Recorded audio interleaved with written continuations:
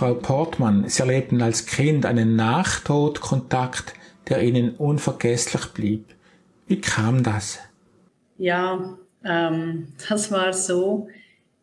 Ich muss noch im Voraus sagen, als ich 7 oder 8 Jahre alt war, ist mein Opa gestorben. Ich kann mich noch gut daran erinnern, wie ich auf dem Friedhof stand und vor dem Sarg. Ich sah, wie alle anderen Erwachsenen sehr traurig waren und ich als Kind eigentlich ziemlich gefasst.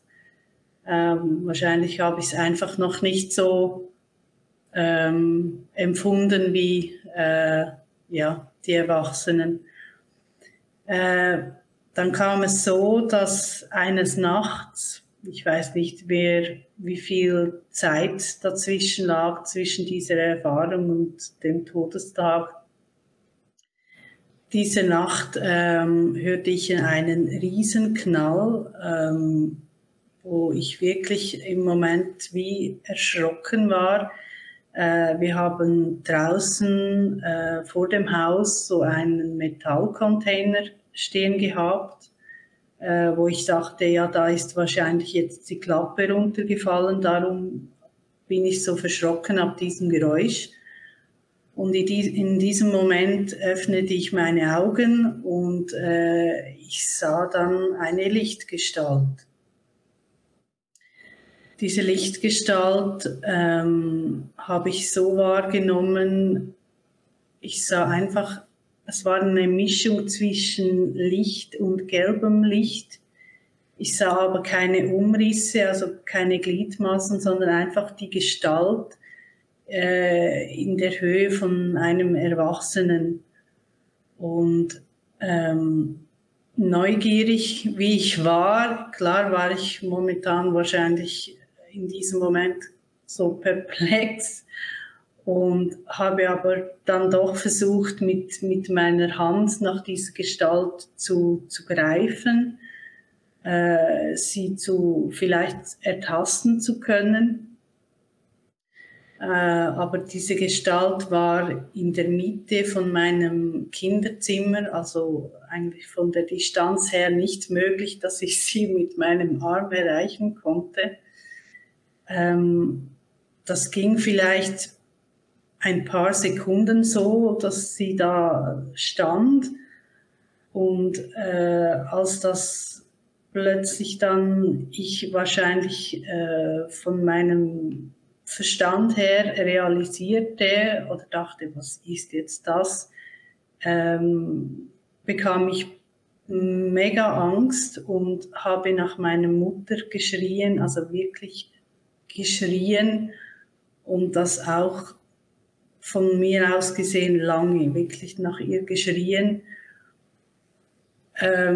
Sie war im oberen Stock, wir haben in einer Maisonette-Wohnung gewohnt und nichts geschah, also es kam niemand herunter, obwohl meine Mutter sehr viel auch nachts Geräusche hört von draußen und so, dachte ich, ja, da muss sie mich hören, oder?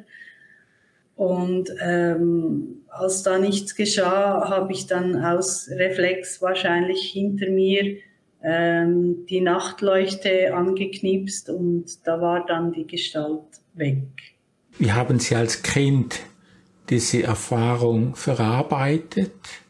Ja, es war dann so, ich habe am nächsten Morgen meiner Mutter gesagt, hast du mich nicht gehört schreien? Ich habe Mordio nach dir geschrien und sie sagte so, nein, ich habe gar nichts gehört, was mir persönlich unerklärbar war.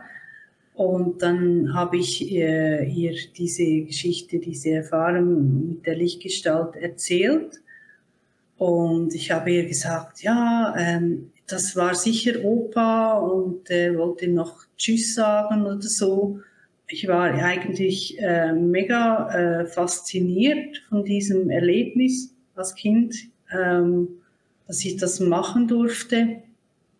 Und meine Mutter sagte einfach so, ja, das hast du sicher nur geträumt. Und ich so, nein, ich weiß, ich war hellwach, ich habe ja die Augen geöffnet. Und sie sagte wieder, ja, das hast du nur geträumt. Und das hat mich dann da schon ein bisschen verletzt. Und da habe ich gedacht, ja, ich spinne doch jetzt nicht, oder? Ich habe das erlebt. Und dann habe ich wenige Tage später auch noch meiner Oma das erzählt, weil ich dachte, ja, das freut sie vielleicht, dass ich Opa noch mal gesehen habe. Und dann hat sie auch gesagt, ja, nein, also das kann nicht sein, das hast du nur geträumt. Also so eine Art so, das ist einfach ein Kindertraum gewesen. Das hat mich schon teilweise verunsichert und auch verletzt als Kind, ja. Was für eine Wirkung hatte diese Erfahrung auf Ihr weiteres Leben? Also es hat mich nie ganz losgelassen. Ich wusste einfach, da gibt es noch mehr, als ich sehen kann. Und wollte dann auch wissen, ob das jetzt wirklich mein Opa war. Und meine Mutter hat mich dazu mal so in der Jugendzeit unterstützt und hat gesagt, ja komm, wir gehen zu einem Medium nach Luzern und fragen da mal nach sozusagen. Und wir waren dann dort und ich habe ihm auch die Geschichte erzählt und er hat gesagt, ja, das war dein Opa. Und Punkt, fertig. Hat nichts ausgeführt, weil ich habe irgendwo im Hintergrund gehofft, vielleicht wollte mein Opa mir noch was sagen und das Medium würde mir das übermitteln, aber das war dann nicht so. Und ich nahm das dann einfach an, ja, okay, gut, dann war es mein Opa. Haben Sie noch einen weiteren Versuch gemacht, um diese Frage zu klären? Ja, nicht explizit, also das hat sich so ergeben. Ich habe vor ein paar Wochen eine geführte Meditation mitgemacht und geführte Meditation in diesem Sinne, ich wurde einfach gebeten, meine Augen zu schließen und wurde dann da geführt und hatte so innere Bilder teilweise. Es ging um ganz etwas anderes und plötzlich tauchte mein Opa auf vor meinem geistigen Auge. Und was für mich so faszinierend war, ich habe wieder diese Energie gespürt, die ich dazu mal in meinem Kinderzimmer gespürt habe.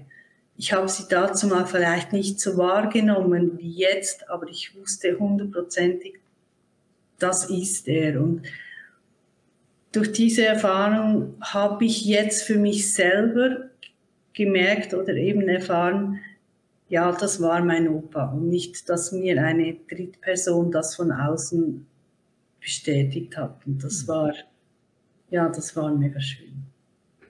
Was für eine Einstellung zu einem Leben nach dem Tode haben Sie durch diese Erfahrungen gewonnen? Ja, also für mich gibt es ein Leben nach dem Tod. Ich durfte jetzt auch eine Kollegin kennenlernen, die eine Nahtoderfahrung hatte. Und natürlich auch durch ihren Kanal durfte ich auch schon zahlreiche Interviews ansehen.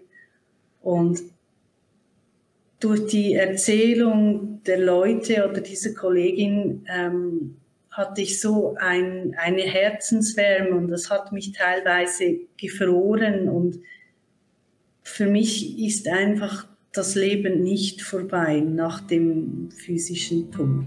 Ja. Frau Portmann, herzlichen Dank für das Gespräch. Vielen Dank auch Ihnen.